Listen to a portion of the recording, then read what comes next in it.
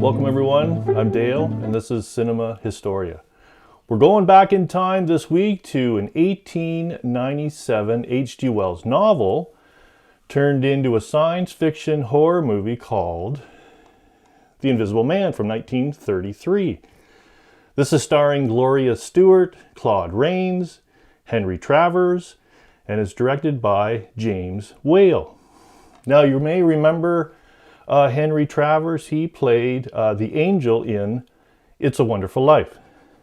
So the character in our movie, or the main character, is called the Stranger, played by Claude Rains. And the Stranger is actually Dr. Jack Griffin, a chemist. And through some series of experiments, he discovers how to appear invisible. So the story begins with the Stranger on the run. He's looking for a place that he can hide out to work on an antidote.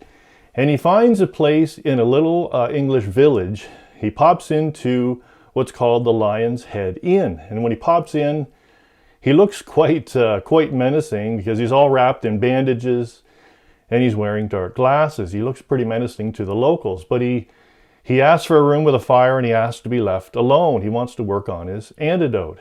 Anyway, a little bit of time goes by, and at that point he's made a mess of the room and behind in his rent. So the owner of the inn goes upstairs to his room to ask for some back rent. And in a rage of anger, the Stranger knocks the owner of the inn down the staircase. And of course, after that point, he knows he's going to be coming back. So he starts unraveling his bandages. And sure enough, the owner comes back with the police and some of the locals. They go into the room and find him half invisible. After that point, he takes off the remaining bandages and fleds the room, hops on a bicycle, and takes off out in the countryside. Now, in the meantime, his fiancée, Flora Cranley, is played by Gloria Stewart, and her father is played by Henry Travers, and they're worried about him. They knew he was working on experiments, but he's been missing for quite some time, and they're worried about him. So, does he end up escaping from the police and the locals? Does he end up getting an antidote made? Or does he end up going back to his fiancée for help? This movie is just chock full of suspense, but the director, James Whale, was also very good at adding a little bit of humor where it was needed. He was a big director back then of horror movies. He did Frankenstein in 1931. He did The Bride of Frankenstein in 1935. So they were also a little worried about taking on Claude Rains. James Whale was also very responsible for him getting that part.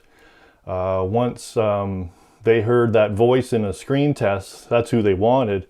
At the time, though, Claude Rains was an unknown actor. He was doing stage acting in London and New York, and he was going to give up the stage because he wasn't making a lot of money because he bought a farm in New Jersey. That's where he was going to go back to. But he got the part, and we're sure glad he did. Production began in June of 1933 and ended in August.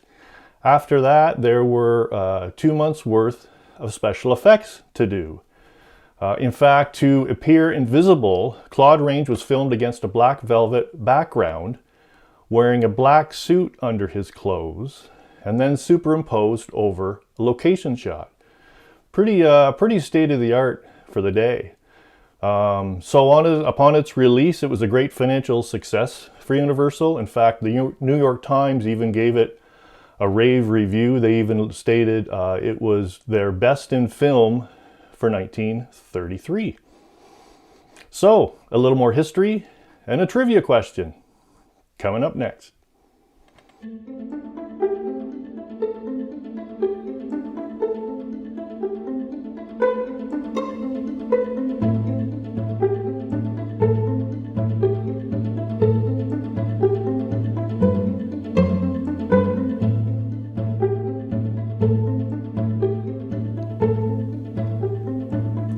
Yes, we're doing a bit of history on bicycles this time.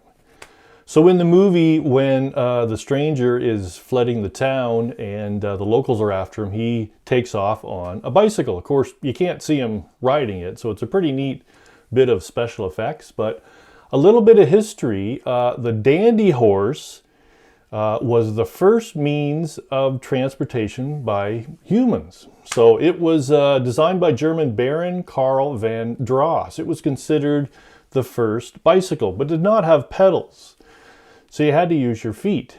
That all changed by the time you got to the 1860s by a Frenchman named Pierre Lallement. Now he took the bicycle to a whole new level. He added a mechanical crank drive and pedals.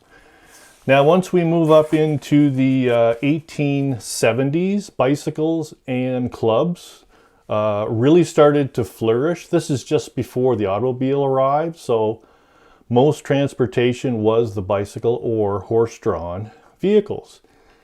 Now, after that, the Raleigh Bicycle Company was founded in Nottingham, England in 1888. It became the biggest bicycle manufacturing company in the world, making over 2 million bikes per year.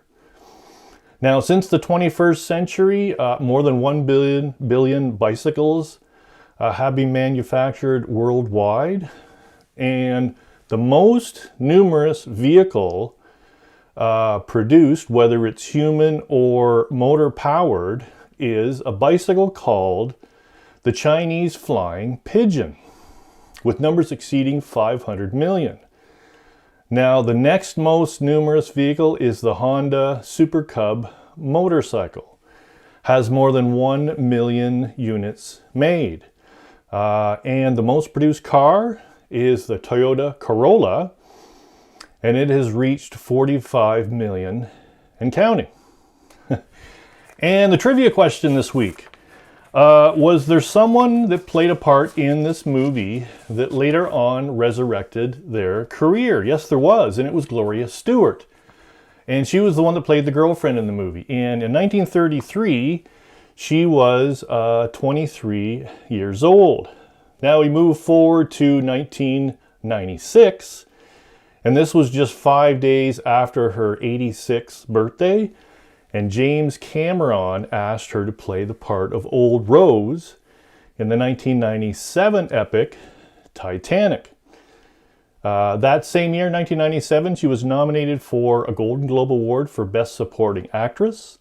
She was also nominated for an Academy Award for Best Supporting Actress. And she was one of the few Golden Age stars to attend the ceremony. Now, as of 2021, she remains the oldest nominee in the category. And she lived to be 100 years old. Thanks for watching, everyone. Hope to see you back next week.